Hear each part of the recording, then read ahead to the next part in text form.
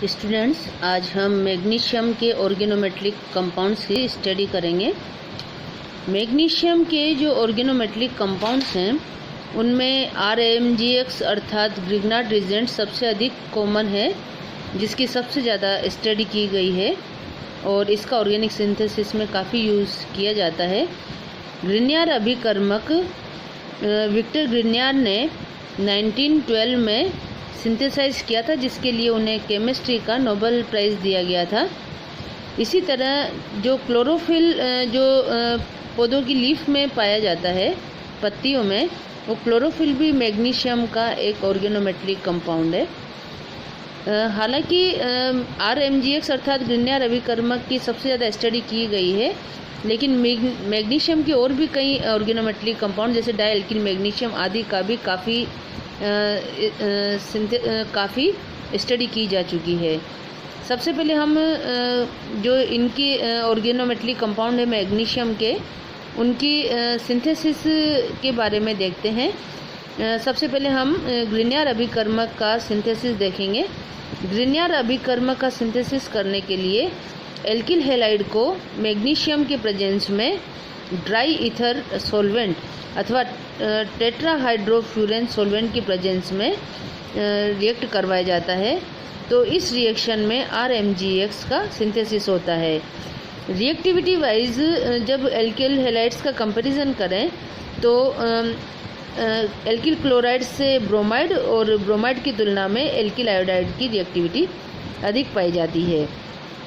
इसी प्रकार जो ये सिंथेसिस रिएक्शन है, सिंथेसिस रिएक्शन एक एक्सोथर्मिक रिएक्शन होने के कारण जो हीट रिलीज होती है, वो हीट रिएक्शन को आगे बढ़ाने में काम आती है और रिएक्शन फर्दर आगे बढ़ती जाती है। अब हम डाई एल्किल मैग्नीशियम अथवा डाई एरिल मैग्नीशियम का सिंथेसिस देखते हैं।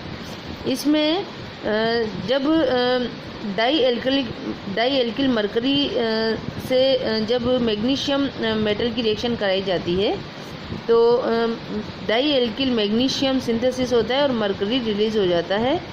इसी प्रकार RMGX की एल्किल लिथियम ऑर्गेनोमेटलिक कंपाउंड से भी जब रिएक्शन करवाई जाती है, तो इसमें लिथियम और हैलाइड ये दोनों सेपरेट हो जाते हैं और RMG और R ये दोनों R2MG अर्थात डाइएल्किल मैग्नीशियम के रूप में सिंथेसिस होता है। इसी प्रकार से जब इंडस्ट्रियल मेथड देखें, तो इंडस्ट्रियल मेथड में जो यदि हम डाई एल्किल मैग्नीशियम सिंथेसाइज करना चाहें, तो इसके लिए हम जो ओलिफिन है, इसमें यहाँ पर एथिलीन ली गई है और हाइड्रोजन गैस, साथ ही मैग्नीशियम मेटल। तो मैग्नीशियम मेटल को जब हाई टेम्परेचर पर, जो कि 373 केल्विन है, उस पर और हाई प्रेशर पर जब रिएक्शन करवाई जाती है, तो ये रिएक्शन करके जर्कोनिल टेट्राक्लोराइड कैटलिस्ट की प्रेजेंस में डाई एथिल मैग्नीशियम का सिंथेसिस होता है, जो कि एक औद्योगिक अर्थात इंडस्ट्रियल मेथड है। ये रिएक्शन 2 स्टेप्स में होती है।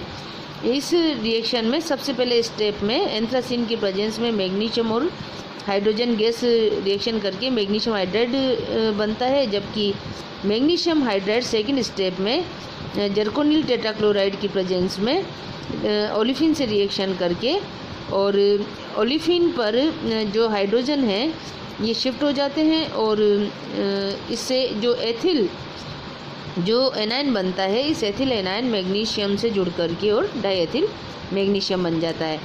यदि हम लेबोरेटरी मेथड देखें, प्रयोगशाला विधि में RMGX अर्थात ग्रिग्नार्ड अभिकर्मक से जब रिएक्शन करवाई जाती है, तो डाईऑक्सेन सॉल्वेंट लिया जाता है। जो डाईऑक्सेन सॉल्वेंट की प्रेजेंस में ग्रिग्नार्ड अभिकर्मक की रिएक्शन करवाने पर मैग्नीशियम हैलाइड डाईऑक्सेन के साथ में प्रेसिपिटेट हो जाता है और डाई एल्किल मैग्नीशियम सिंथेसिस हो जाता है।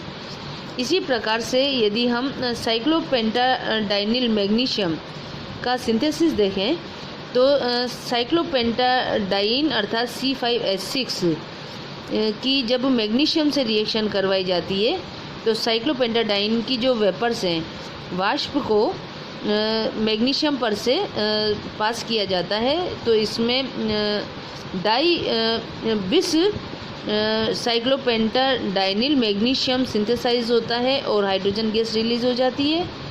इसी प्रकार से यदि alkyl magnesium bromide ethyl magnesium bromide की रिएक्शन भी साइक्लोपेंटाडाइन से करवाएं तो सबसे पहले तो इसका ग्रिग्नार्ड रिजेंट सिंथेसाइज होता है ड्राई ईथर की प्रेजेंस में, जिसमें इसमें एल्किल ग्रुप के स्थान पर ये साइक्लोपेंटाडाइन शिफ्ट हो जाता है और देन फिर गर्म करने पर तापीय अपघटन पर इसकी 2 मॉलिक्यूल ग्रिग्नार्ड अभिकर्मक के रिएक्शन करके मैग्नीशियम ब्रोमाइड सेपरेट हो जाता है और बिस साइक्लोपेंटाडाइनिल मैग्नीशियम सिंथेसाइज होता है। Thank you very much.